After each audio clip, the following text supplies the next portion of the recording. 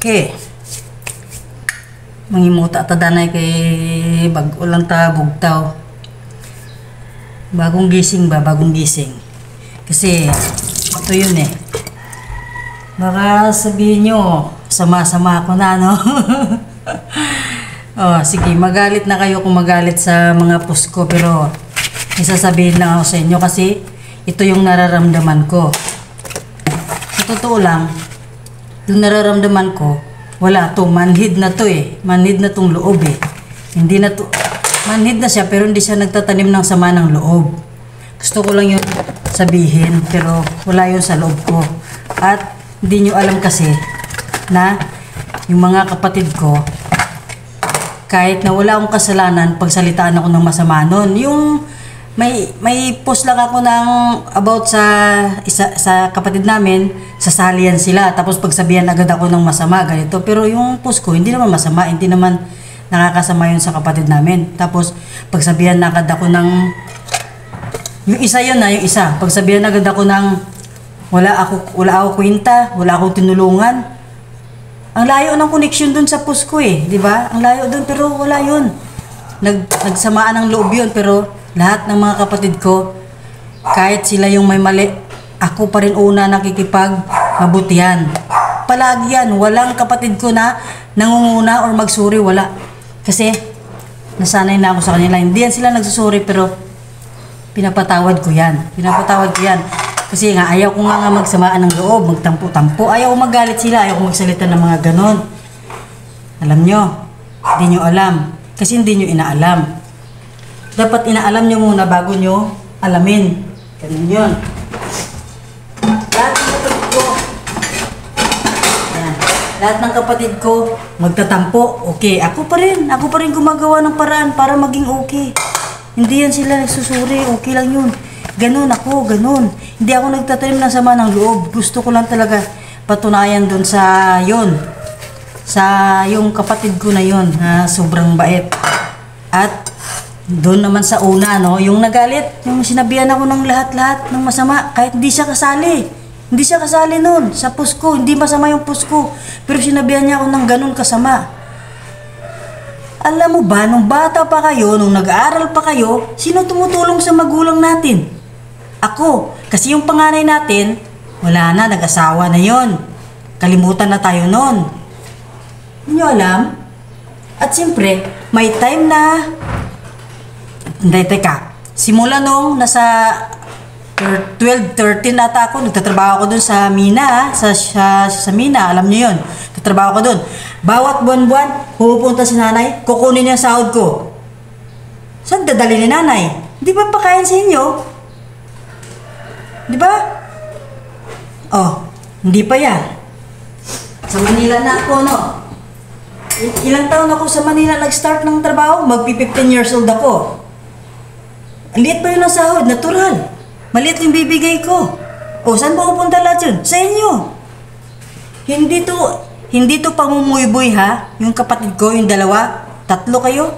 Ay, hindi, yung isa naman, ang dalawa, hindi nagsasabi sa akin ng wala akong tinulungan, wala akong kwenta, walang ganon. Hindi, yung isa lang, na hindi naman kasali dun sa post ko, na wala namang masama dun, sinagbihan ako ng ganon kasama.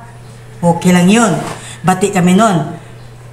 Ako pa rin, ako nagipagbati. Kasi ayaw ko nga magsamahan ng loob. Alam nyo yun? Hindi nyo alam. Manila na ako. Una-una, magpi-15 years old ako nun.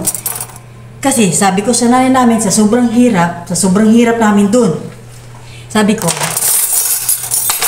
magtatrabaho na lang ako, sila na lang mag-aral. O sige, mag-aral kayo. Mag-aral kayo. Nakapagtapos kayo ng high school, nakapag-college yun, yung isa. Yung bunso, ano, kayo yung nakapag-aral, kayo may nagkapatapos, nabigyan ng magandang buhay sila nanay tatay? Hindi. Hindi porque may pinag-aralan kayo, nakapag-aral kayo, mabubuti na kayong anak. Isipin nyo yan ha. Isipin nyo yan. Ako papagsalatian nyo ng ganon, hindi ko yung tinanim ng sama ng loob, pero dito lang yun, sa isip lang yun. Pero wala yun, kasi mahirap magtanim ng sama ng loob, hindi magiging masaya, alam ko yun. Alam nyo yun dapat. Ganun yun. Diba? Oh, tapos magpadala-padala ako. Sino? Saan mapupunta? Sa inyo. Alam nga naman, bawat padala ko, sabihin ni nanay sa inyo, edi ubos agad. Kay tatay yan binibigay, si tatay may hawak nun. Sasabihin sa inyo palagi, edi yun lang ay asahan nyo. Hindi pa naman kayo tumutulong. Oo, sige, mga bata pa kayo, pero yung malaki-laki na, matitibay na yung mga buto nyo, ano, yung kung bunso ka, anong ginagawa mo pag andun ako? Kain, tulog, gabi, sa hapon, layas, uwi, madaling araw, tulog, kain, maligo, kain, alis. Ang nakakaalam niyan, sino? Yung mga barkada mo. Kung isa lang barkada mo, barkada mo. Huwag ako ha, huwag ako, dahil alam ko lahat. Ano? Anong masama sa akin doon? Sinong tumutulong to pang doon ako? Alam nyo ba? O hindi pa? Wala naman kayo alam sa mundo eh. Kundi abangan nyo lang yung may kanin yung kaldero, makaluto na si nanay. Tumutulong ba kayo? Alam niyo bang muntik na ako mamatay, manguha lang ng kahoy dahil hindi kayo tumutulong sa akin manguha ng kahoy? Tatamad nyo? Ako pa talaga ha? Ako pa talaga. Ako pang masama.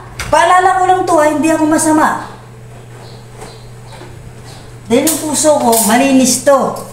Pero yung utak ko, nag-iisip to. Ano? Sasama ako dumanguha ng isda. Para lang makatulong sa kananay. Kasakit ako. Alam niyo yon? Wala. Kasi wala naman kayong alam. Wala kayong pakialam sa mundo. Kasi nga, hindi naman kayo marunong tumulong.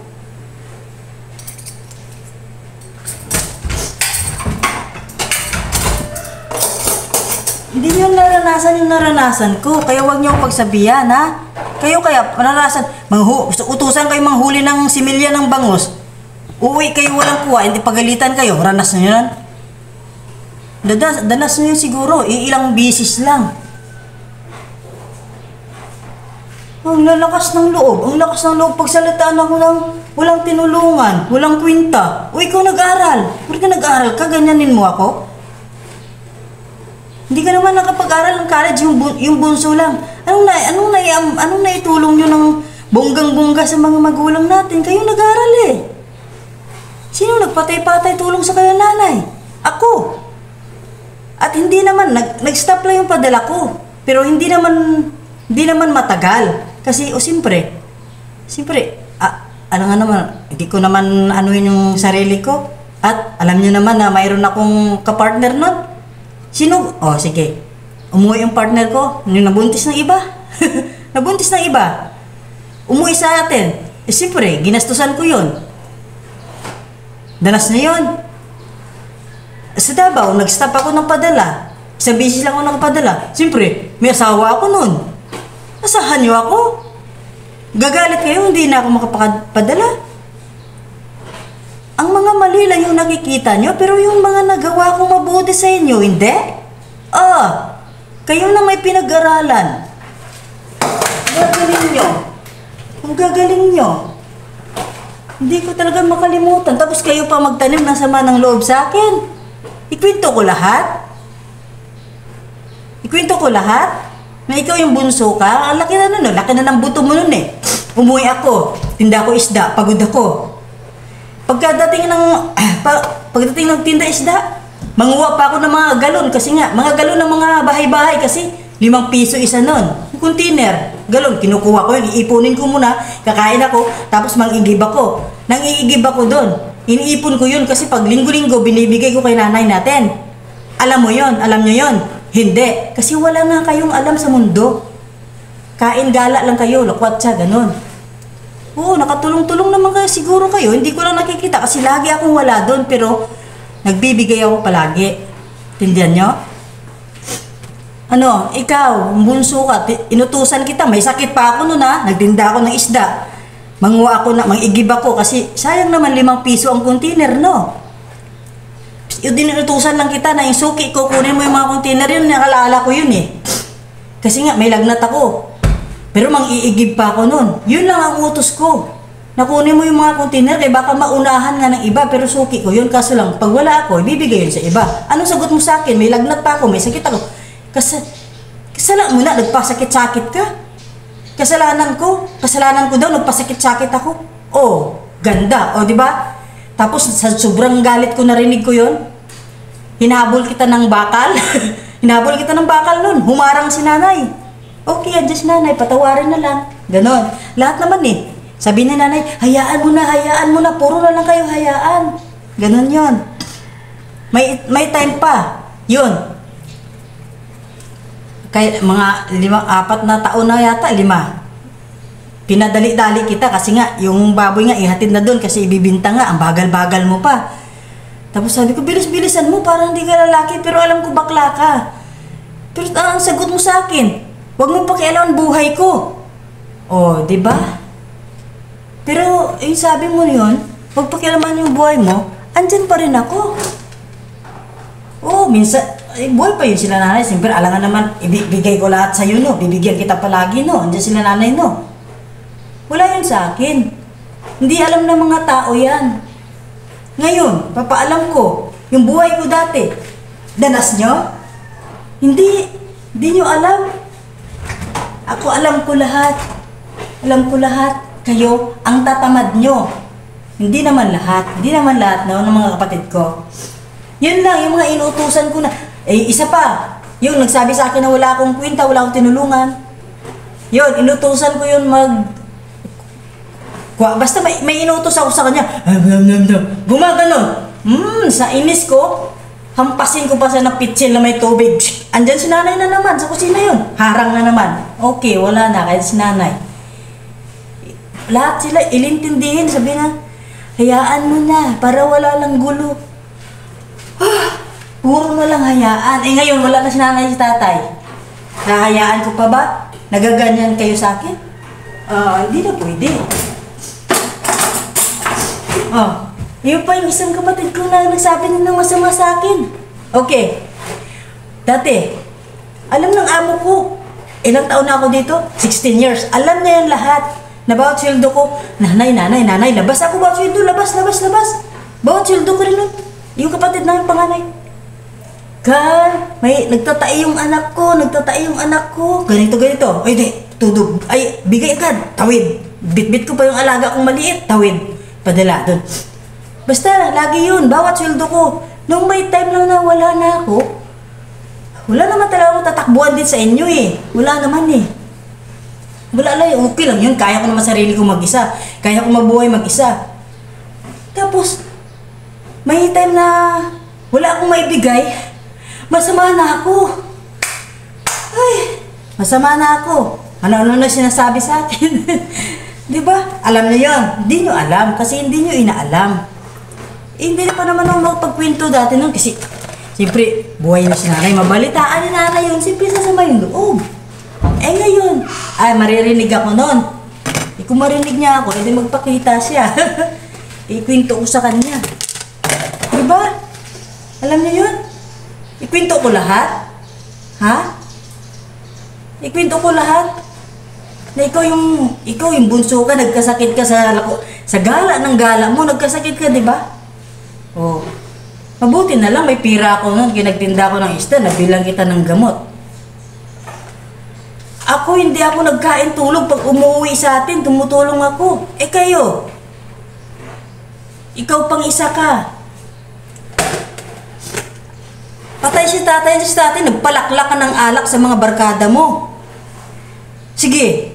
Ano ngayon? Sabihin nyo, masama ako? Hindi porke kayo nag-aral, kayo mabuti, no? Ikwento ko lahat. Tapos kayo pa sasama yung loob sa akin, ako na masama. Hindi ko naman obligasyon talaga na tumulong talaga sa magulang natin, pero may kusa ako. At may kusa din ako sa inyo. Siyempre, kung saan man ako kinakapos, hindi ko na kayo makukusaan. May mga trabaho naman na kayo. Ikaw din na may trabaho ka, bunso ka, pero lang ikaw walang pera. Kulang, lagi kulang. Wala pang bayad sa upa, ang pamasahe, ang pagkain, budget. Ano klase trabaho? Inaalok kita dito, pumunta ka, malalaking sweldo dito, tutulungan kita. Ayaw mo?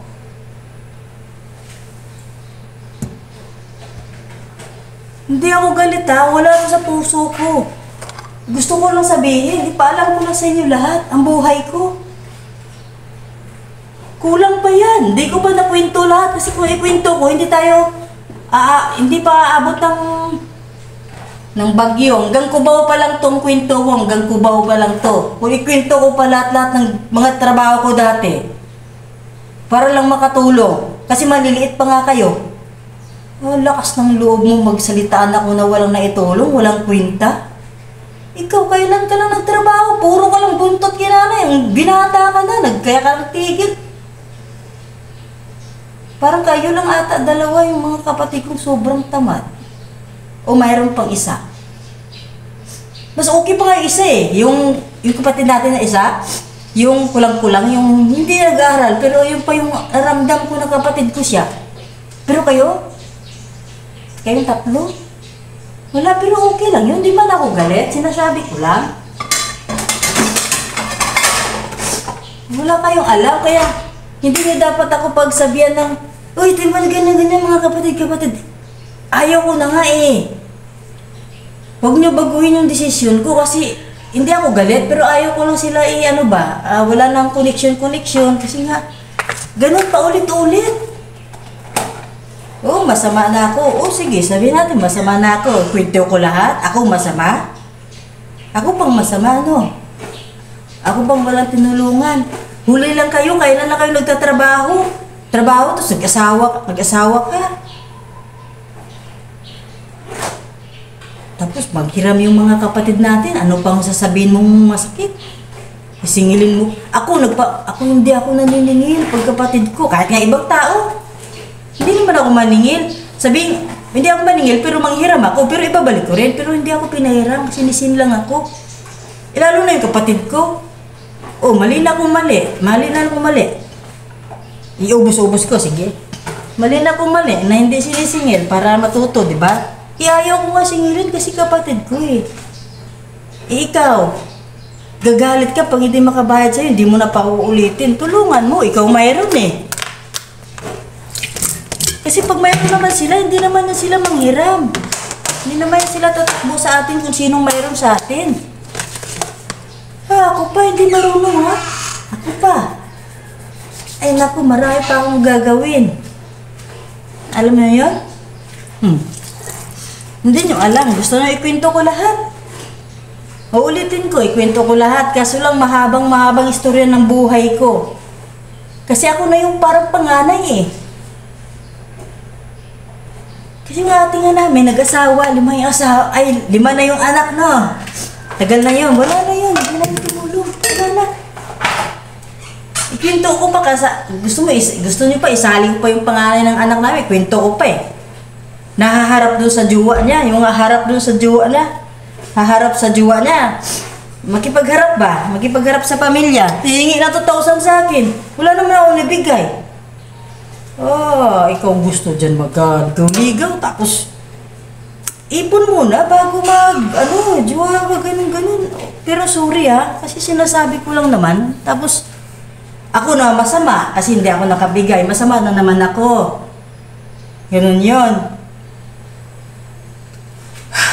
Ikwento ko lahat kaya sa inyo, pero hindi na. Ikwento ko yung buong buhay ko sa paghihirap-hirap ko. Wala na akong pahinga-pahinga. Tsaka uuwi ako sa atin, no? Nagpapahinga ako, nakita niyo yung kain tulog ako? Kita niyo lahat yung ginagawa ko. Ganap ako ng parang magkapera. Ayos, ganda ng mga huni. Ay, nako. Di nag-iisip, may pinag-aralan na. Kayo nag-aaral, di kayo marunong mag-isip kung ano yung tamang ginawa. Basta-basta na lang kayo magsalita ng ganun sa akin. Ayos kayo Hindi porke kayo yung nag-aaral, kayo yung matinong utang, hindi nyo alam. Lalo ka na. Kung sa radyo pa ayusin mo yung ikot-ikotan para maayos para hindi ka lang magalit. Kasi may halo ka na ibang dugo hinaluan ka ng dugo kasi may sakit ka, kaya iniintindi ka na lang. Kami na lang yung mga hindi ko naman sinasabing matino yung utak ko ha. Yung mga kami, yung iba, yung mga kapatid namin, hayaan mo na yan, hayaan mo na yan, wala tayong magagawa, ganyan yan eh. O hayaan na lang. Pero wag ka magbitaw ng salita na ganun sa akin. Dahil wala ka nang maalam sa mundo kung anong ginagawa mo tulong sa magulang natin. Lakas ng loob magsalita. Tatrabaho ka na ba dati pa? Hindi naman na. Ay nako na lang. Ano? Dami pa akong gagawin. Kung may itatanong kayo, ano pa sasabihin nyo?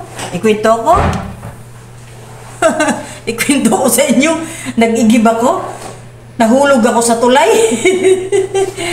Kasi walang tumulong sa akin. Kasi nahihiya. Nagtinda ng isda. Nagtitinda ako ng isda doon pag umuwi ako. Sinama ko yung isang kapatid ko. Yun. Sinama ko. Ayaw niya na kasi napagod daw siya. O di ako na lang magtinda mag-isa. Ay naku, napakaganda. Ang masasabi ko lang sa inyo magsumikap kayo. Magsumikap kayo. Para din yan sa inyo. Para may pagmalaki kayo. Huwag kayong magpayaman-yaman para gumanti. Hindi din yan gaganda. Hindi rin kayo yaman yan. Ako hindi ko yung hinahangad eh. Ang gusto ko lang makakain, masaya. Kahit na kalimutan na tayo, masaya naman ako. Gusto ko lang i-share talaga yung ganito kasi di ko talaga nakalimutan yung ganito. Pero kahit sabihin ng amo ko na hayaan mo na ate, alam naman namin lahat. At saka ikaw sa sarili mo, alam mo naman lahat. Alam ko lahat, pero pinaalam ko lang sa'yo kasi hindi mo alam, hindi nyo alam. Ganon yun. Kaya wag nyo ako pagpigil-pigilan kasi hindi naman ako galit. Hindi ako magtatanim sa sama ng loob. Ibang tao nga, napapatawad ko, yung pa yung mga kapatid ko. Gusto ko lang sabihin. Masama. Masama ako. Gusto ko nga magpakasama, hindi ko kayang gawin eh. Ano naman makukuha ko kung maging masama ako? Basta yun ang nasabi ko. Ibang tao nga, sobra-sobra lang nga. Pinapatawad ko sila pero ayaw ko na. Wala nang connection, wala nang friend, ganito. Ganun yun. Parang ganun na rin kayo para maaliwalas ba? Pero, kung mayroon lang ako itulong, kung kailangan yun ng tulong, basta mayroon lang ako, wala sama ng loob pag wala ako, ha? Ganun lang sasabihin ko, pag wala ako, wala sama ng loob. Kasi hindi naman ako nagdadamot sa inyo. Tapos ngayon, pag wala na ako, sabihin na ako, masama na ako. Ay, lumang salitain na yan eh, pero huwag nyo naman gayahin. Luma na yan eh, gano'n naman lagi ang mga kamag-anak, kahit hindi ka mag-anak, natulungan mo, bigyan mo, tapos sa susunod, wala ka nang maibigay, wala ka nang mapairam, wala ka na lahat, masama ka na. Huwag nyong gayahin. Pero nagawa nyo na eh, nagaya nyo na eh, pero huwag nyo na ulitin. Ganun lang yun. Tsaka yung walang alam, yun o. Kulang-kulang pa nga yung kwento ko eh, hanggang Cubao pa lang eh. Kung naaabot pa tayo ng Bagyo, ilang minutes na? 23 minutes na. Gagawin pa ako, kaya maglilinis pa ako, naglinis ako dun sa yun lang masasabi ko sa inyo, hindi ako galit. Basta magsumikap lang kayo, para yan sa inyo, para sa sarili nyo yan. Kasi ako, huwag nyo na intayin na ako, gaganda buhay ko, yaman. Hindi, kayo. Pagandahin nyo yung buhay nyo para masaya. Proud ako, hindi ako na may sasabihin na masama. Hindi, ikakasaya ko yun kung gaganda ang buhay nyo. Walang samaan ng loob. Kasi pag sasama ang loob mo, hindi ka maging masaya. Siyempre, yun lang, sinasabi ko lang, kwento ko lang. Hindi ko pa yung kwento lahat. Ang buong buhay ko. Kayo kaya, mag-construction kayo. Di ba? Magkapira lang. Naranasan niyo yun? Ay, sige na nga, dahil pa ako gagawin, kakain pa ako. Yan lang masasabi ko. Hindi ako galit. Ayaw ko lang. Kasi, para makaiwas-iwas na din sa yan ang mga kapatid ko. Kung sino lang yung nandyan. Kung sino yung wala. Ganun na yun. Pero sinasabi ko, lalo na sa tita ko, nagagalit sa akin, tita, hindi masama yung loob ko, tita. Kahit hindi yan sila nagpapatawad, tita, pinatawad ko yan, ganyan yan sila, ganito ako. Mag-okay man kami, hindi yung wala yan, humihingi ng tawad, okay lang yan. Ako pa yan una magipagbati. Lahat yan, kahit kung sino man yung mga nakasagot-sagot sa akin, ako yan una nagikipagbati, tita. Wala yan, di yan sila, matataas yung mga ihi niyan. Siyempre, kapatid ko, ako yung nakakatanda, ako na lang magdala-dala na. Pero wag naman palagi. Yun na. Okay naman na yung ganun. Basta hindi ako galit. Sinasabi ko lang. Kasi parang tataas ng tingin nila sa sarili nila Nag-aral sila pero wala pa namang narating. Angat-angat muna kayo pero kahit nakaangat kayo, huwag niyo kayo magsalita na kung ano-ano. Huwag niyo, kaya hindi ka naman kayo kasali. Magpasalita na kung gano'n. Ako ba, kaya, siyempre, problema niyo, pinoproblema ko rin. Pero sinasabi niyo, hindi ko na problemahin ang problema niyo, pinoproblema ko rin. Alangan. Kapatid ko kayo hindi ko problemahin ang problema niyo. Kung may pagtulong lang ako talaga, marami akong maitulong dyan. Ako, mawawala lahat ng problema niyo. Kaso lang wala wala akong maitulong mayroon naman kung ano lang. Kahit pa paano, mayroon naman. Pero, ayan na. Kung ano lang yung mayroon, pasalamatan. Kung wala, pasalamatan. Pero, wag lang yung sabihin na kung hindi na makabigay, wala na maitulong. Wag na sabihin nung sama-sama parang hindi kapatid Ay, naku.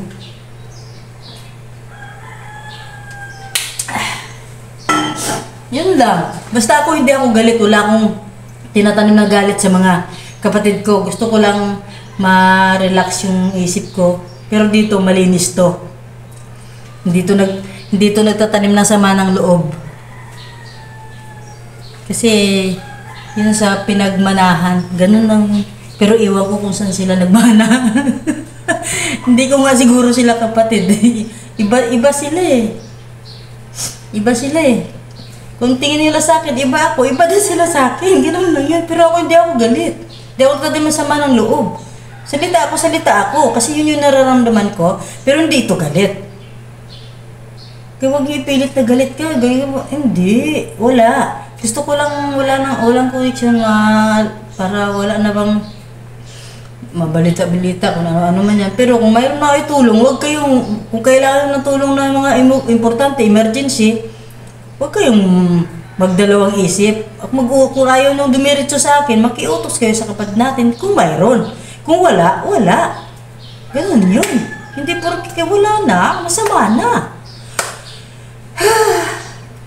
Pero kanina pa ako sige na, maglilis pa ako. Yun lang, pinaalam ko lang sa inyo. Kasi yun nga sabi nila. Pero hindi kasi nila alam yung buong paghihirap ko sa buhay namin sa pagtulong ng magulang. Kasi yun sila Iwan ko kung saan yung mga utak-utak nila. Basta wala silang alam. Kasi hindi nila inaalam. Ganun yun. Busy sila sa buhay din nila kung anong ginagawa nila. Diba? Ay, gusto ko lang sana ikwento lahat kaso lang mag-MK tayo dito Yun lang. Basta, hindi ko na ikwento yung mga dating tinali ako.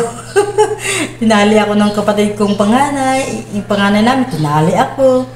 Pinabayaan ako doon sa naalala ko pa yun. Hindi ko alam kung bakit ako tinali. Wala mo ginawa. Parang pinag-initan na nga ako ba nun ba? Pero wala yun. Wala yun. Pininto ko lang. Basta, yun lang sabi ko. Kasi yung isa kasi yung lakas ng loob pagsalitaan ako ng ganun-ganun Hindi naman sa kasali, hindi ko naman sa pinakailaman, pero pinagsabayan ako ng ganun. Lain nga ulo. Lain gid ulo. Hindi naman kasali, nagsalita ng ganun sa akin. Tuloy. Yan lang. Bye-bye na. Ay, naku po, Maria.